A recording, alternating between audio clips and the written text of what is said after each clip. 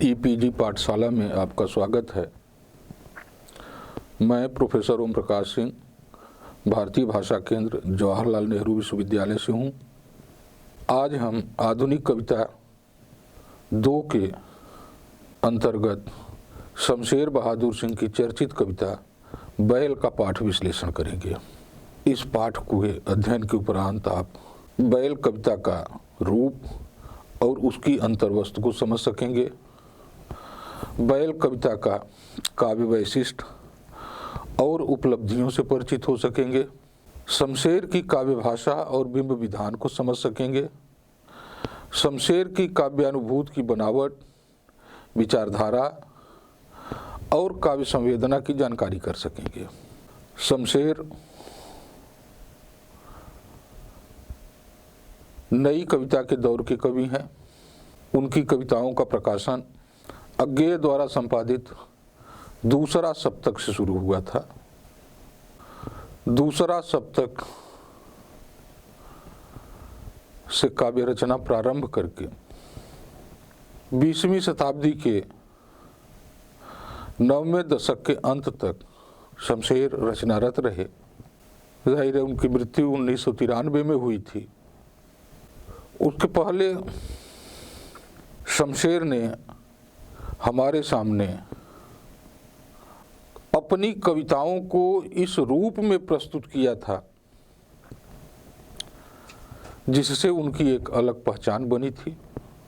वे छायावाद, प्रगतिवाद, प्रयोगवाद, इन सबसे प्रभाव ग्रहण करते हुए भी इनसे एक बिल्कुल अलग अंदाज में काव्य रचना करते हैं।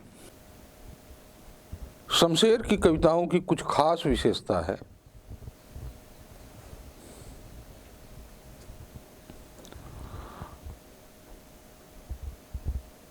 शमशेर चित्रकार भी थे। संगीत की अच्छी समझदारी थी। हिंदी और उर्दू पर उनका समान अधिकार था। वे अपने को दोआब का कवि कहते थे। दोआब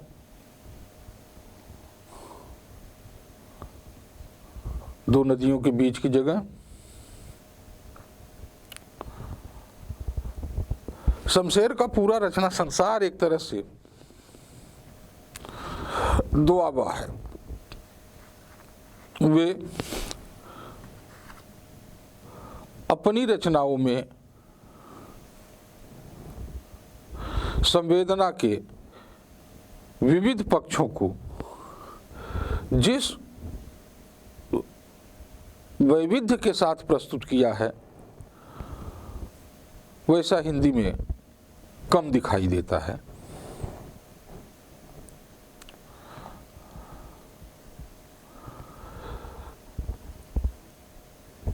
शमशेर पर और चीज़ों का प्रभाव या अपनी परंपरा का प्रभाव या जो कुछ नया हो रहा था उसका प्रभाव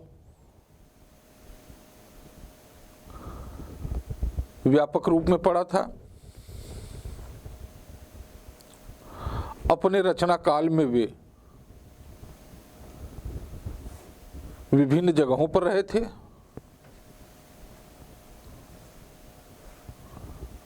दिल्ली, इलाहाबाद, बनारस, सारनाथ, ये कुछ ऐसे स्थल हैं जहां रहकर उन्होंने कार्य किया। रूपाब के संपादन के साथ, कहानी पत्रिका के संपादन में त्रिलोचन जी के साथ,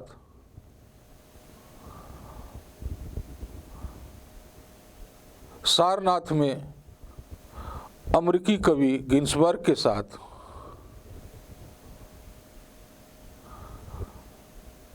रहते हुए शमशेर बहादुर सिंह ने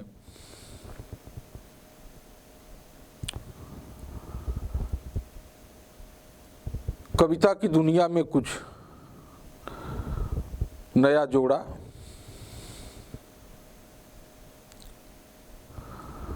शमशेर बहादुर सिंह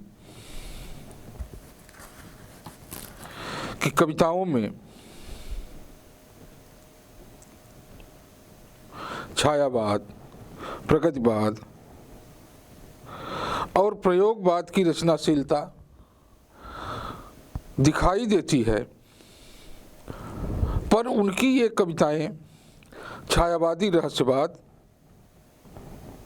छायावादी रहस्यमयता, प्रगतिशीलता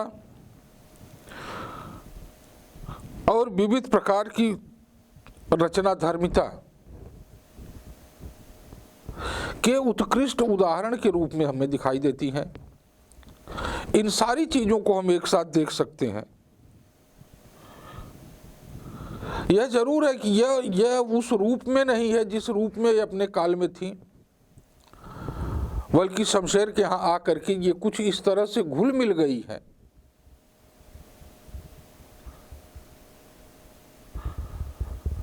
कि इनका एक नया रूप हमारे सामने आता है, नया रूप दिखाई देता है। शमशेर की कविताएं अर्थ का संकेत करती हैं, उसे विस्तार नहीं देती। अर्थ का संकेत करके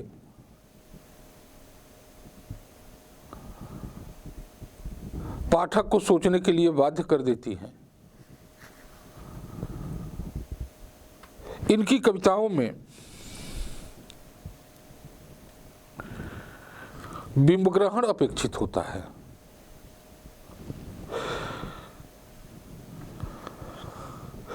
यह जरूर है कि अगर कविता में केवल बिंब ही बिंब हो तो अर्थ ग्रहण में कठिनाई होगी। शमशेर की कविता में अनेक ऐसे बिंब हैं जिनके माध्यम से हमें अपने समय, समाज, नियत, स्थिति का गहरा बोध होता है। कवि इशारे से कुछ कहकर पाठक को छोड़ देता है सोचने के लिए, और उनकी कविता की एक विशेष विशेषता है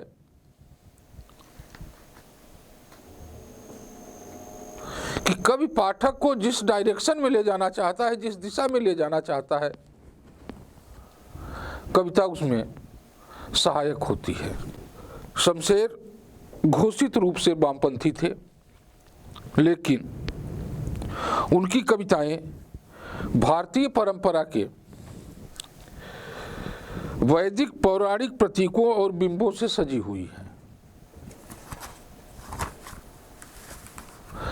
ऐसा नहीं है कि वामपंथी होने के नाते वे भारतीय परंपरा के बिंबों को छोड़ दिए हों, वे बिंब भी उनके यहाँ खूब दिखाई देते हैं। सूर्य भारतीय साहित्य का आदि नायक है। तमाम कविताएं सूर्य पर मिलेंगी। इसी तरह से उषा के सौंदर्य पर वैदिक काल से लिखा जा रहा है। शमशेर ने भी उषा के सौंदर्य पर लिखा है, और लिखा ही नहीं बल्कि उस सौंदर्य पर वे सम्मोहित थे। उषा के सौंदर्य के जादू से वे अभिभूत थे।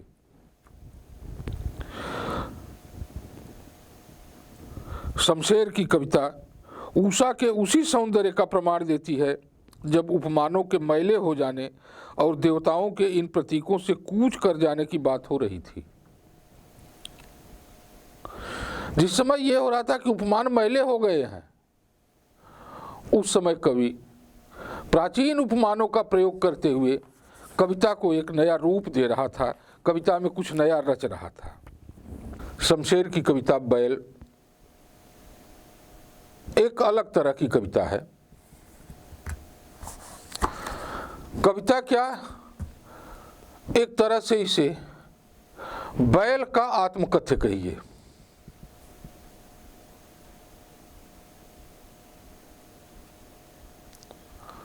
बैल और मालिक के रिश्ते के बीच क्या चीज खड़ी है?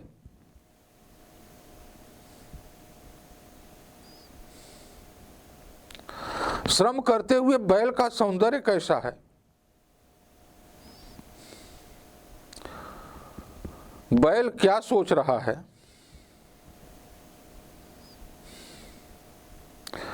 जिन चीजों को वह सोच रहा है, जिन बातों को वह सोच रहा है, वे बातें हमारे समय और समाज से कैसे जुड़ी हुई हैं? जाहिर है कि कोई प्रगतिवादी कवि होता तो बैल और मालिक के बीच के द्वंद्वात्मक रिश्ते को कुछ इस तरह से उकेरता कि हमें बैल का विद्रोह दिखाई देता है। लेकिन इस कविता में आप देखेंगे तो बैल का विद्रोह नहीं है, आत्ममंथन है। अपने बारे में वह सोच रहा है, अपनी नीयत के बारे में सोच रहा है।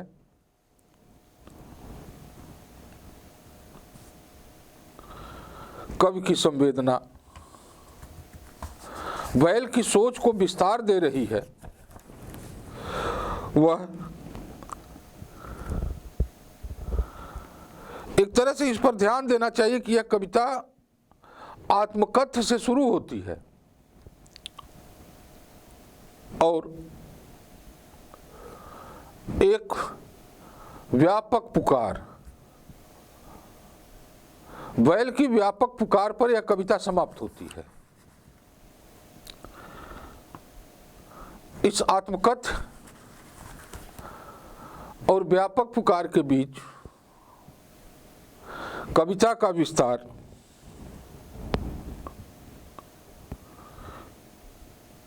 कई रूपों में हुआ है।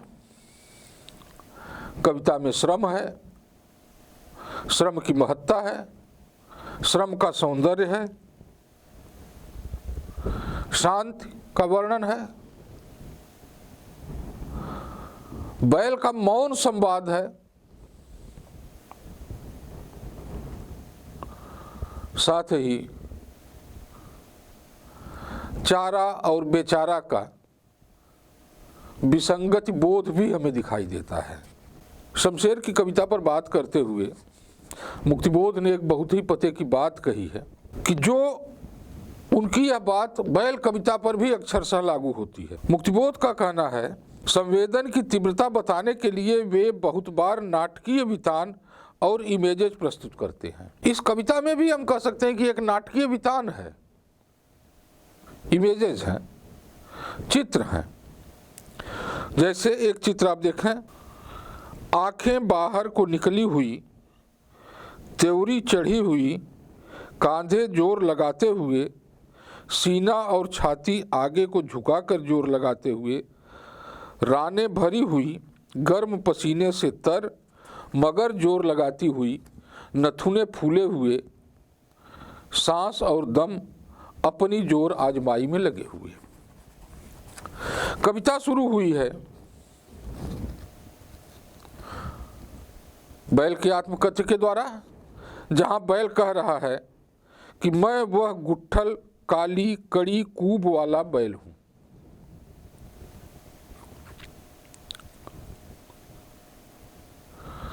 इसके बाद बैल के श्रम का चित्रण कवि ने बड़े सूक्ष्म तरीके से किया है। किस तरह से वह जोर लगा रहा है, आंखें चढ़ी हुई है, त्योरी चढ़ी हुई है, आंखें बाहर को निकली हुई हैं, सीना और छाती आगे को झुका हुआ है, रानें भरी हुई हैं, पसीना हो रहा है। कवि उसके श्रम को शब्द देते हुए यह स्पष्ट करना चाहता है कि ये जो उसका फूला हुआ नथुना है, दम का फूल जाना है, सांस का फूलना है, बैल की स्थिति प्राणलेवा है, प्राणलेवा बनी हुई है। ऐसा लग रहा है जैसे उसका जान जाने वाला है। यह है श्रम करने वाले का अनुभाव और संचारी भाव।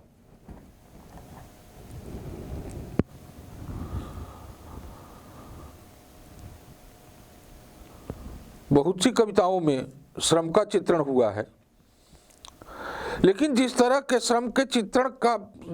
से श्रम का चित्रण शमशेर बैल के माध्यम से करते हैं, वह नई कविता में एक नई चीज है। बैल इतना श्रम कर रहा है, वह श्रम किस लिए कर रहा है? सवाल है कि किस चीज के लिए बैल श्रम कर रहा है, और वह चीज है 2 वक्त का चारा। पेट भर चारा नहीं, 2 वक्त का बंधा हुआ चारा, एक निश्चित मात्रा में इतना ही मिलेगा, और वही जो मिल रहा है उसी मिलने के लिए बैल श्रम कर रहा है। यह बंधा हुआ चारा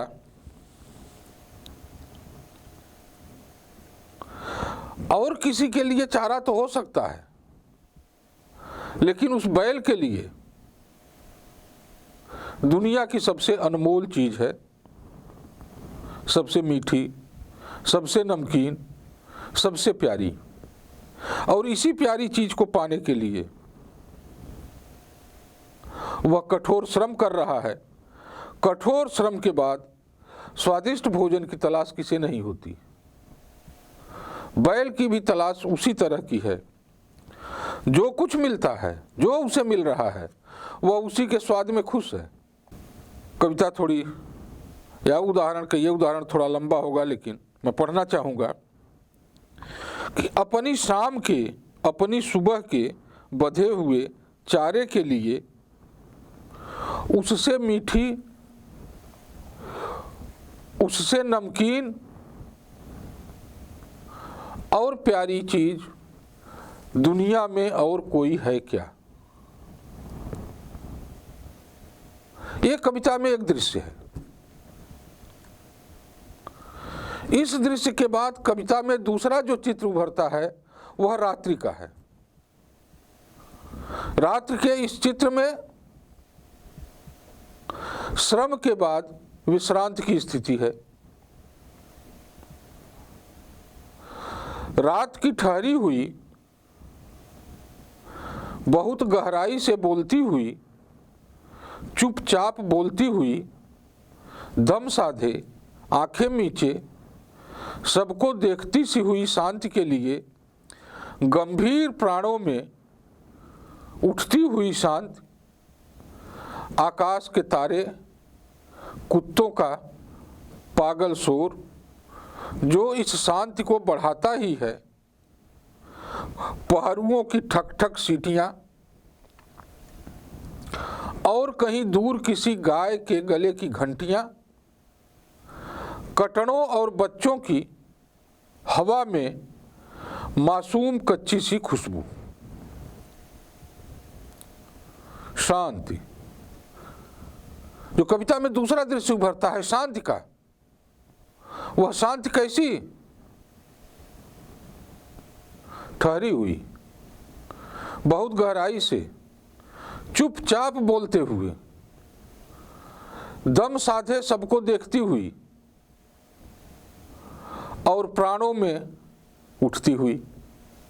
शांति भी एक अलग तरह की शांति है। एक तरह से अगर देखिए तो इन पंक्तियों के माध्यम से ध्वनि चित्रों को उपस्थित करने में भी शमशेर अद्वितीय है।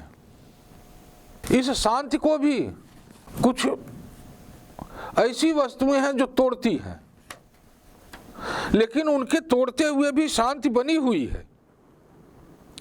इसे शमशेर की रचना का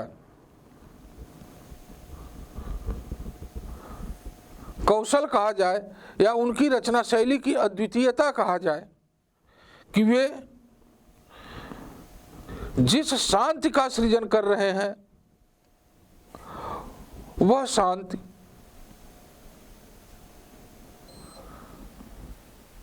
अनेक तरह के स्वरों के बीच में भी बनी हुई है। शांति का अर्थ उनके लिए खामोशी नहीं है। कहना मैं यही चाहता हूं कि उस खामोशी को वे शांति नहीं मानते। अशांति खामोशी में भी बेचैन कर सकती है और शांति शोर में भी राहत दे सकती है। इसीलिए बैल को कैसे अशांति में शांति कैसे मिल रही है? मालिक के खर्राटे, मालकिन की बच्चों की थपकियां, किसी बच्चे का रात में रो उठना, यह सब रात में कितना प्यारा लगता है। निश्चय ये चीजें नींद में विघ्न के स्वरूप उपस्थित होने वाली हैं, लेकिन उस बैल को मालिक के खर्राटे, मालकिन की बच्चों की थपकियां, किसी बच्चे का रो पड़ना, ये सब अच्छा लगता है। बैल इन चीजों से परेशान नहीं है। यह जो कविता में बोध है, यह बोध महत्वपूर्ण है।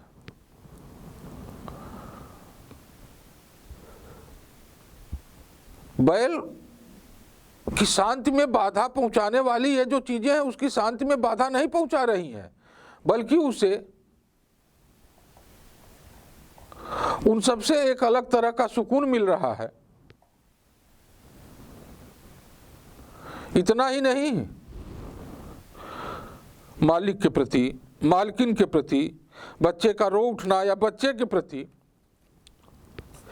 इन सब के प्रति बैल का या बैल में घृणा का भाव नहीं है।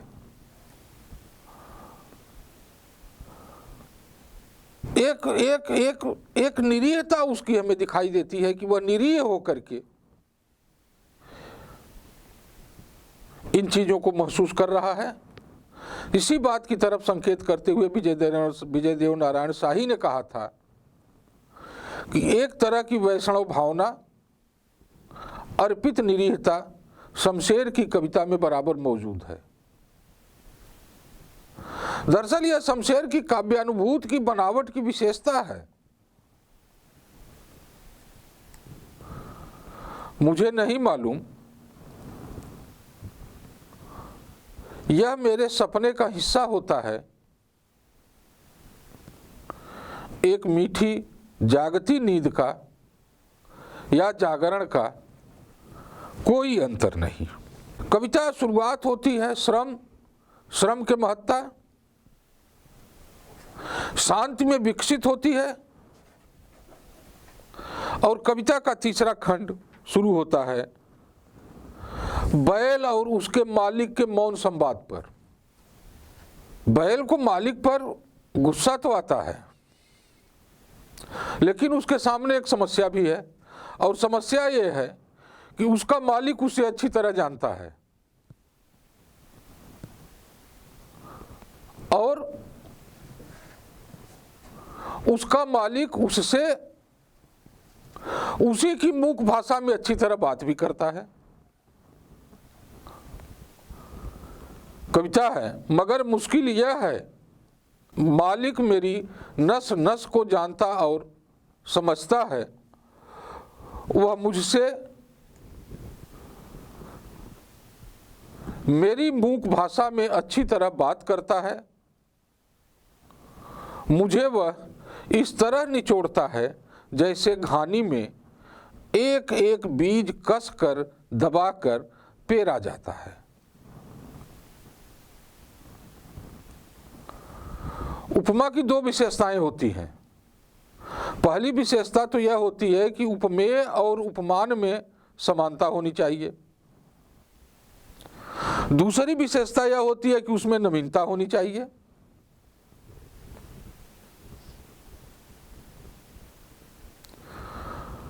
बैल का मालिक बैल से कुछ इस तरह काम लेता है जैसे तेल निकालने के लिए कोल्हू में सरसों का एक एक दाना कस करके पेर दिया जाता है।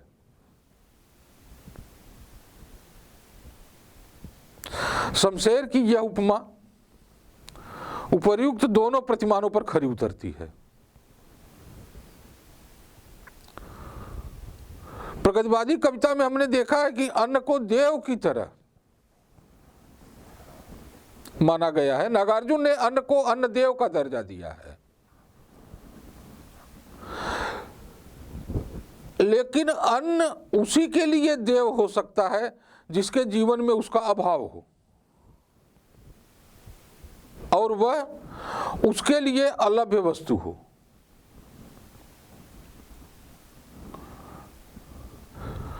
चारे के लिए अन्न देव पद का प्रयोग बैल को भारतीय मनुष्य बना देता है।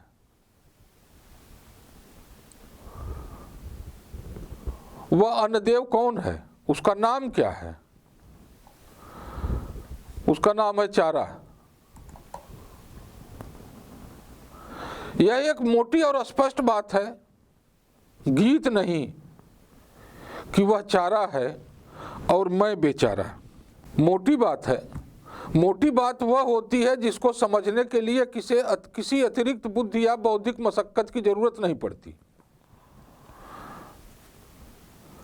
जिसे आम और खास सभी लोग समझ लेते हैं। साथ ही वह स्पष्ट भी होती है।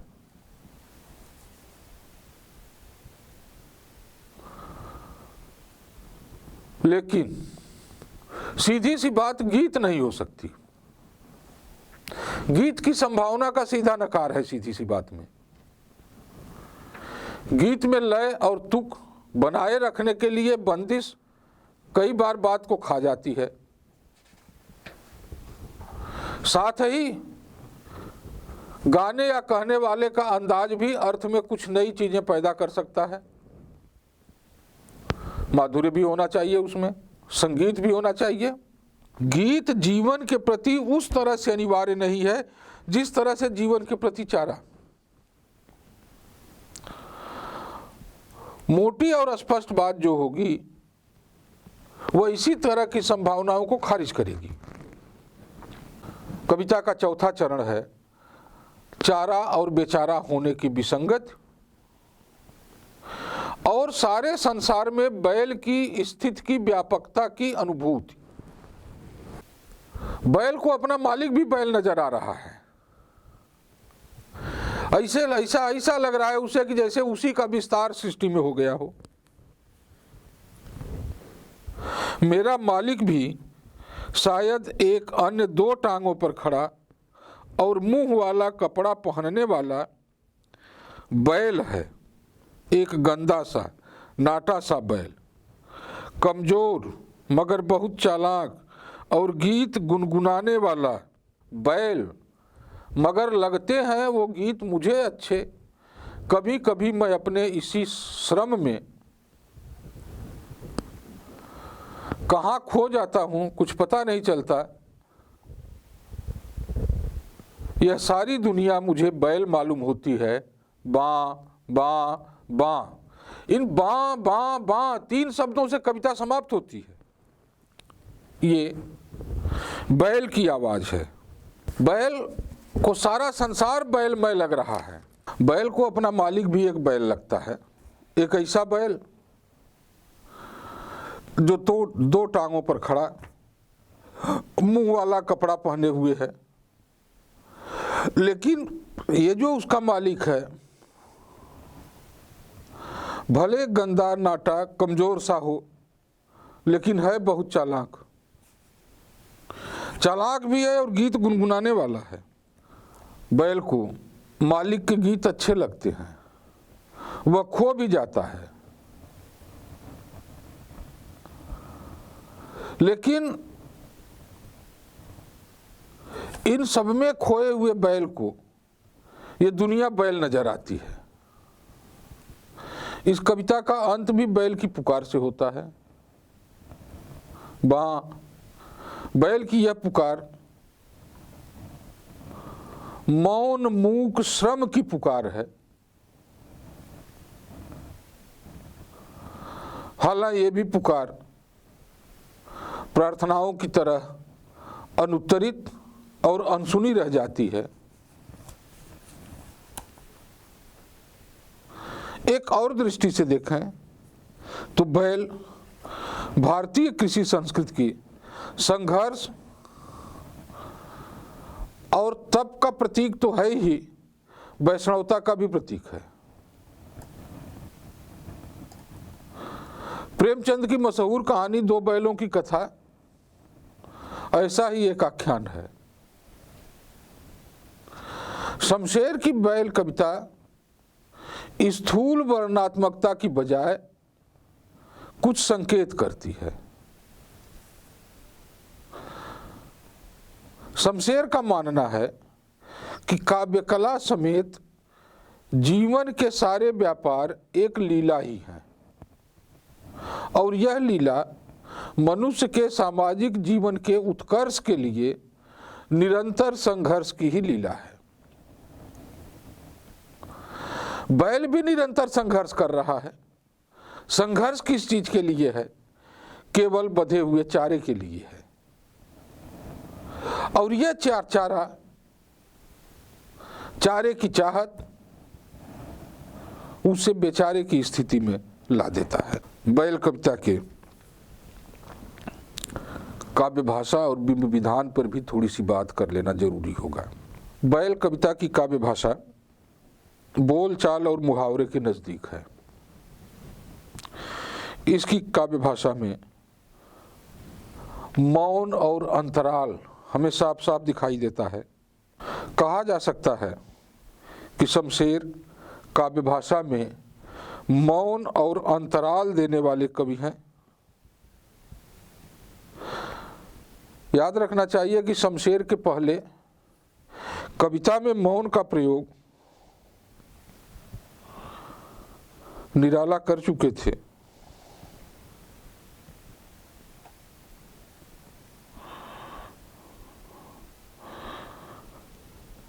निराला के बाद शमशेर की बैल कविता,